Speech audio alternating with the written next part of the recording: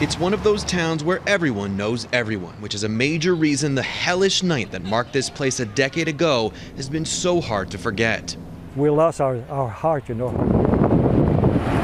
July 6th, 2013, just after 1 o'clock in the morning, a runaway train carrying 72 tanker cars full of crude oil derailed and exploded in the town center, killing 47 people and destroying dozens of buildings. The train's brakes failed while it was parked up the hill in the neighboring town of Nantes. It picked up speed as it barreled down the slope before derailing at the curve. Pas de lumière, pas de brake. There were no lights, no brakes. Gilles Fluet says the train rushed silently by him that night without a sound. Minutes before, he'd left the downtown bar where many of the victims lived their final moments. 10 years later, there's still a curve in the middle of town.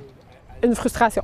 The mayor says today's trains are longer than ever, creating constant concern. She says plans are moving forward to create a rail bypass around the town, though even that has sparked controversy among the 42 landowners affected. Stonenail Zero came out. Gilbert Carrette is part of a citizens group that has been lobbying for better rail safety ever since the disaster. They watched the tracks closely, and this week they posted a video of tracks moving up and down at this location. He says over the years his group has flagged many sections of track they see as poorly maintained. I do think that profits are running before people's safety. Canada has tightened rail regulations, added inspectors, but rail expert Ian Nash says the rules aren't always enforced.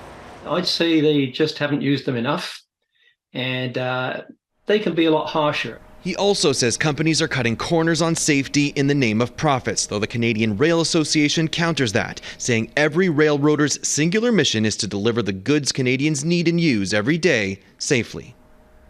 A candlelight walk will take place just after 1 o'clock Thursday morning, around the same time the catastrophe began to unfold 10 years ago. Tomorrow, people will lay flowers along the tracks downtown, and at noon, the church bell will toll 47 times, one for each of the dead. Jeff. Dan Spector in Lac-Mégantic, Quebec tonight. Thanks, Dan.